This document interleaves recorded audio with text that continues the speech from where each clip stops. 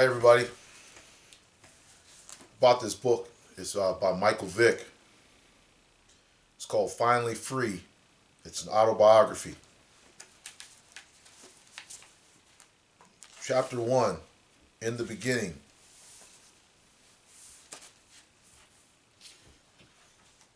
Hokies, Falcons, Eagles. I've always been a bird. I went from the ground, a foundation of faith and family that positioned me for success, to the air, a dangerous and selfish rise that took me higher and higher in flight, to a crash, a wounding yet deserved fall that took me lower and lower, to the cage, a humbling and desolate state that helped me return to the ground, rediscover my foundation, long for redemption, and ignite a strong desire to change and rise again. After everything I have been through in my life and football career, it was surreal to be back in Hawaii for the Pro Bowl in January 2011. I sat in the middle of the bus that was transporting the NFC team from our hotel to the practice field, surrounded by three star players from my former team, the Atlanta Falcons. Wide receiver Roddy White was to my back right. Quarterback Matt Ryan was directly across the aisle from me, and running back Michael Turner sat directly in front of me. We talked some, but mostly Matt and Roddy kidded Michael Turner about his eating. It was so ironic that we were sitting together. I spent 6 years with the Falcons, making the Pro Bowl on 3 occasions. And even though my time with them didn't end anything like or anyone else expected, I still have a fondness in my heart for that organization. I forever will. Once the bus arrived, I was amazed at the scene that was in front of me. Fans packed the path to the practice field. I saw reporters, cameras, and banners welcoming everyone to the 2011 Pro Bowl, the All-Star game that follows each NFL season. It's one of the greatest honors in the league to be selected for the game, especially since your peers and fans both get to vote. The sun was shining bright that day. It was beautiful. Everyone I looked at had a smile on his or her face, especially the children. They wanted to get helmets and other items signed. I tried to sign as many autographs as possible, but the security guards assigned to us kept ushering me toward the field. It was a long but incredible walk. I felt a sense of accomplishment as I looked at all the great players around me. I felt a sense of belonging. It was so rewarding to feel that like I was back on the right track. I kept having flashbacks though. I thought about my 2 long years away from football when I didn't know if I'd ever make it to the Pro Bowl. I thought about how hard I worked to get there again and the incredible opportunity the Philadelphia Eagles gave me with a second chance to play in the NFL. And I thought about my childhood years when I first dreamed of playing in the NFL. Back then, in the beginning, in a place like Hawaii, was beyond my wildest imagination. I grew up in the Ridley Circle Housing Project, Unit 667, in the crime-infested end of Newport News, Virginia. Back then, I was known as Uki, a nickname that was given to me by my Aunt Tina shortly after I was born on June 26, 1980. The environment I grew up in played a tremendous part in my youth. There were consequences, both good and bad, that I had to deal with. Newport News is sometimes referred to as Newportnum, a word twist on Vietnam. The inference is that Newport News is a jungle-like war zone with pitfalls and traps at every turn. You just never knew when a peaceful situation would turn into a violent, volatile situation. In and around where I lived, anyone could get shot at any time or place. Anyone could be the main target, and anyone could be in the wrong place at the wrong time and caught in the line of fire. It was rough for the people who lived there. One summer growing up, I heard a gunshot every night. I vividly remember being awakened one night by a sharp pop. I jumped up. The shot was so loud and clear because we had to sleep with the windows open. It was really hot, and we didn't have central air upstairs. You reach a point where you become immune to the violence and crime, the sounds of gunfire from white noise that faded into the background of our lives. It was common to see guys walking through the neighborhood with shotguns and rifles. They were either headed to an altercation or would start one because they were carrying guns and acting tough. You see fights all the time, fist fights, and even domestic family fights. It was crazy in that area. a living environment many people can't comprehend. You had to watch your back and be cautious of where you were. So many people, good people, fell victim because they weren't aware of their surroundings. One of those victims was a close friend of mine, Abdullah McLean, who was known to the rest of us simply as P-Head. As just a teen, he was shot walking near the Food Tiger store on Hampton Avenue. I was crushed when I heard about it. Before I had been immune to the gunfire, now it had real consequences. My world changed that day. I lost my friend. We had been teammates in Pop Warner football, and the plan was for us to play together all the way up through high school. P-Head was going to be the quarterback, and I was going to be the running back. He was good, better than me, actually. And coincidentally, he was a left-hander too, just like me. But those were my surroundings. Anything could happen to anyone at any time. It's what we all dealt with on a daily basis, and why I wanted to escape from Ridley Circle. My escape came through football. Ironically, my roots in football come from the Washington Redskins. The same Washington Redskins that would play my career game against in 2010, cementing my return to professional football. Sometimes it's the moments that take us back to the beginning that are most important. The beginning of my love for football goes back to when I was 7 years old. I was spending time with my grandmother, Mike Vick. I never knew about the game until one Sunday afternoon when she turned on the television because the Redskins were playing. They were my Uncle Casey's favorite team and my grandmother's favorite too. After watching the game with them, I was hooked. My fascination grew deep inside. At that moment, I knew playing in the NFL was what I wanted to do when I grew up. I'm going to play professional football someday, I told her. Well, you have to learn how to play then, I remember her saying. Ask your uncle because he played in high school. From that day on, I carried a football with me everywhere I went in the neighborhood. As time went by, I played more and more, getting better every day. I was highly competitive, a trait that was developed not only in Pop Warner, but also in impromptu games and scrimmages that broke out on the street before school began. We used to play tackle football against other neighborhoods, against guys who were bigger and stronger than us. We were little guys, but hey, we wanted the older guys in our neighborhood to view us as good football players, and we wanted to be the best. So by playing against the bigger kids, we had to work harder and be faster. It was great practice. We played tag football on the street in the mornings before our school bus arrived, and were usually sweating when we climbed on the bus. It was how everyone honed their skills. It was why we were so much better than the other youth league football teams we played. We were practicing all the time. My first position for the boys and girls Spartans was tight end, which I didn't like. I was a good receiver, but the problem was that I also had to block, and I didn't like contact. I didn't even know what I was doing. The whole time I played in games that year, I was looking at my mom on the sideline, was really ready to go home. The next season, however, I was moved to quarterback, and on my very first pass, I threw a touchdown. I didn't see what happened because I was so short. I dropped back and threw the ball as far as I could to my receiver, Corey Barnes. The next thing I knew, the coaches started jumping up and down, and people started grabbing me. I was so happy and excited. I loved that feeling. I chased that feeling. One thing I can certainly say about my youth is that it wasn't difficult to find trouble in the streets. I wasn't a troublemaker per se, but I hung around with guys who caused a great deal of trouble. They were constantly getting into fights, stealing bikes, and taking stuff from people's yards and local stores. My childhood best friend, Jamil Wilson, and I were never into all that. We showed respect to the other guys and the older kids in the neighborhood. And they had respect for us because we didn't get involved in neighborhood nonsense. For me, it was more fun to play football than to fight or steal. But I wasn't an angel by any means. I had my moments of childhood indiscretion and mischief. I snuck down to a place called the Crab Factory and stole seafood to sell elsewhere in the neighborhood. I also would ride my bike or even walk miles farther away from our house than my parents knew. The thing is, I had 4 great influences keeping me from getting into trouble. My mother, Brenda Vick, my grandmother, the outlet of sports, and especially the Boys and Girls Club, which was located in a short walk from home.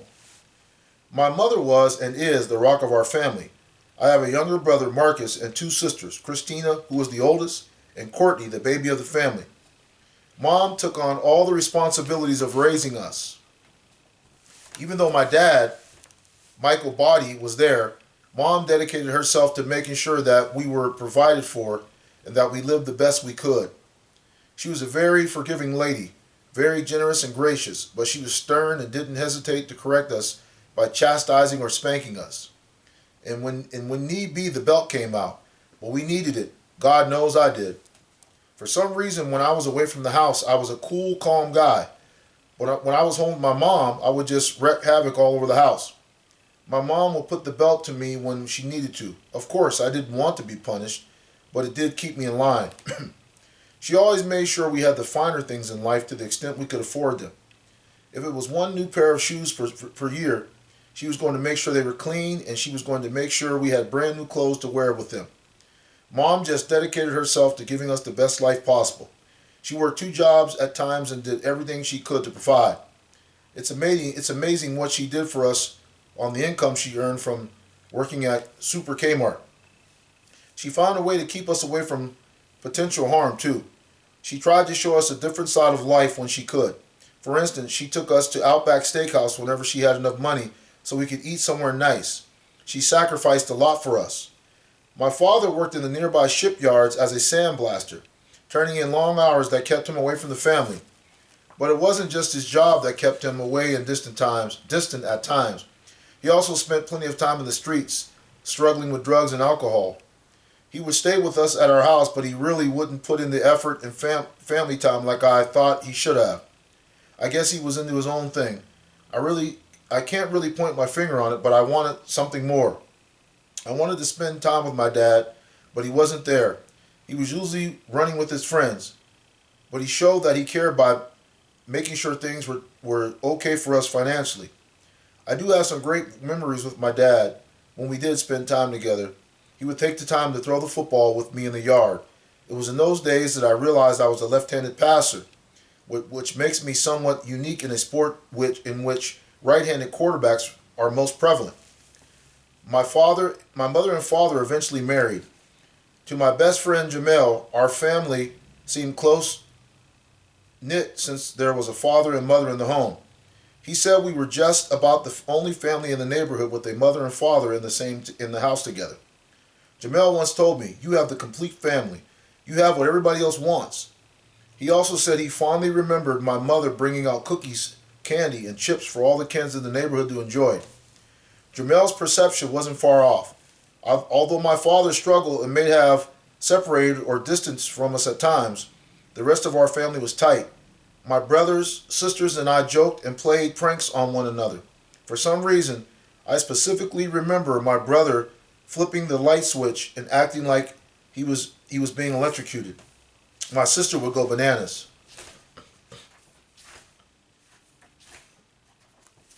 Besides being practical jokers, we also played different games and had fun contests around the house. Thursday nights were pizza night. We would stay home, order pizza, sit cross-legged, and everyone would have a good time and laugh and joke. We were competitive in everything. We stayed up and played cards late at night, talking and enjoying with each other.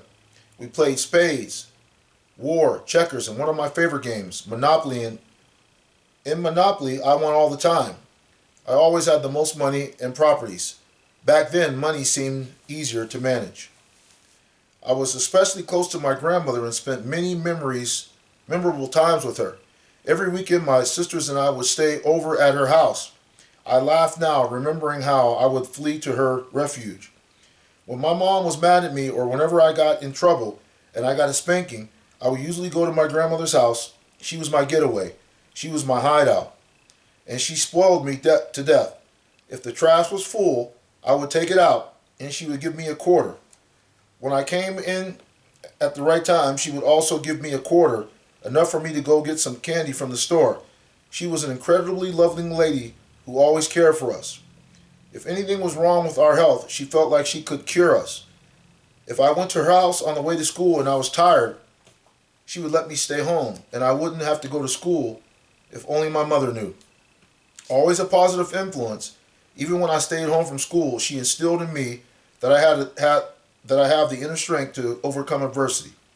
I can remember her saying, You make sure you take advantage of every opportunity you can in life, and make sure your education seriously, because nothing is going to be easy. At that time when I was young, I didn't understand what she was saying, but she was right. Taking advantage of every opportunity is something I wish I had. My grandmother also introduced me to the Christian faith. She took me to Solid Rock Church, located in our neighborhood close to where we live. Those times established an important foundation that I later turned into my most trying moments. During my sophomore year of high school, I started sleeping with the Bible under my pillow. I felt like it protected me, and I wanted to be closer to God. As I read the Bible at a young age, I tried to get a clearer understanding of what was written. But I really needed some counsel, discipleship, and education about what I was reading. Even though I wasn't going to grasp everything on my own, I was able to build a sense of belief, knowing that I could do all things through God and that I couldn't do it without Him. My favorite passage growing up was Psalm 23, which in the King James Version of the Bible says, "The Lord is my shepherd, I shall not want. He maketh me to lie down in green pastures. He leadeth me beside the still waters. He restoreth my soul. He leadeth me in the paths of righteousness for his name's sake. Yea, though I walk through the valley of the shadows of death, I will fear no evil, for thou art with me. Thy rod and thy staff, they comfort me. Thou preparest a table before me in the presence of my enemies. Thou anointest my head with oil, my cup runneth over. Surely goodness and mercy shall follow me all the days of my life, and I will dwell in the house of the Lord forever." My favorite verse of Scripture, Jeremiah 29:11, is one that my grandmother always told me to read. "For I know the plans I have for you, declares the Lord, plans to prepare you and not to harm you, plans to give you hope and future." I know the other kids in the neighborhood weren't sleeping with the Bible under their pillows. They weren't reading their Bible at night.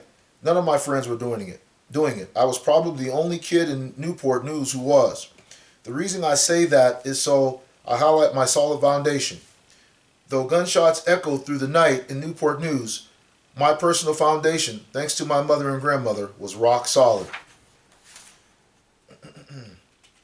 I practiced this discipline from when I was about 15 until shortly after I was drafted into the NFL. For me, in connection with my grandmother's support, reading the Bible provided me a solid center and balance for my life. It kept me focused. Turning away from that practice and no longer sleeping with it under my pillow was symbolic of my turning away from God and leaning on my own understanding, which was a huge mistake. Later in life, when I went to prison, the Bible returned to its rightful place under my pillow, but it never should have left. I don't know what would have happened to me during my youth if I had not had the local Boys and Girls Club as a place to spend my time productively, participating in sports and other group activities. It was a sanctuary for me. It may have saved my life. The man who was in charge of the club, Mr. James Pooh Johnson, was a key mentor early in my life. He was an outstanding man for any kid to have in their journey through life. He kept everything on even ground and even keel. He was there for us. He was very inspirational and encouraged us to do our best. He wanted us to, and he hoped we would, come to the Boys and Girls Club each and every day, realizing that many of us didn't have father figures in our lives. He felt a sense of responsibility to take on that role. He was a loving guy, but he was also a disciplinarian in a sense. He was stern and didn't allow us to do whatever we wanted. One thing I remember about Mr. Johnson was that he had a box of yak, a type of beef noodle soup from the 18th Street Chinese food store every Friday. When I was a kid, a box of yak was $7. My mother could only get it on Fridays too. When she and my dad got paid, when Mr. Johnson had I wanted to ask him for some, but I couldn't muster the courage because I thought it'd be disrespectful. But I wanted it so bad. To this day, every time I see a box of yak, I think of Mr. Johnson. Mr. Johnson remembers me as not only highly athletic at a young age, but also very competitive. He says that he remembers sitting me down a couple times and telling me, "You can't win everything." His goal then was the same as it is today, for the Newport News Boys and Girls Club to be a safe haven for children from the negative influences all around them. He understood that because of where I was living. I had a lot of distractions that could have been disastrous for me if it wasn't for the Boys and Girls Club. Mr. Johnson had high expectations for me and tried to be a tell it like it is mentor. He gave it to me straight, whether I liked hearing it or not. I'm glad Mr. Johnson did. I needed it that way. After my prison sentence, I returned to the Boys and Girls Club to work for Mr. Johnson. I went back to my roots, back to the start. Another very important mentor over the years was Coach Tommy Riemann, a former professional running back who became a high school coach in the Newport News area. When I was in the 8th grade, he saw early glimpses of raw talent that needed to be developed and thought I could become a special player. Even then, I possessed a desire to escape the projects by playing pro football someday. I asked him if he could help me get a college scholarship like my cousin quarterback Aaron Brooks, who played at the University of Virginia and later in the NFL with the New Orleans Saints and Oakland Raiders from 2000 to 2007. And Coach Riemann willingly and sacrificially helped me. Like me, Coach Riemann grew up in the rough east end of Newport News, and he knew what it took to escape. He played college football at Missouri before being drafted in 1974 by the Pittsburgh Steelers of the NFL and the Florida Blazers of the World Football League, where he had an MVP year his rookie season. He later told me, you had to dream to get to that neighborhood. Coach Riemann provided a tremendous amount of support and guidance for me. He believed in me so much that when I was a sophomore, he took me to the University of Virginia football camp, paying out his own pocket. He was trying to help me become the best quarterback I could be, and that experience, being around the best players in Virginia, helped catapult me to a different level. I had only known him for a year at that point, and he had a son of his own, but he chose to make personal sacrifices for me. He didn't have to drive me 2 hours to UVA. He didn't have to help me become a better player, but he did. It was scary because these 4 days at UVA were my first time away from my family. But at that time, I wasn't away from my family. That's because Coach Riemann became a dependable father figure for me that weekend. I had family with me. When I made it to the NFL, something that would not have happened without Coach Riemann's help, I began to neglect our relationship and focus on myself. He called me his son. He treated me like a son. And I recklessly abandoned our relationship because I was becoming a me guy. Not talking to him once I made it to the NFL was one of the worst things I could have done. It's probably one of the reasons things ended up the way they did. Upon my release from prison, we rekindled our father and son relationship. Again, I went back to my roots, back to the start. So that was chapter 1 of Michael Vick's book called Finally Free. It's an autobiography. Thanks for listening.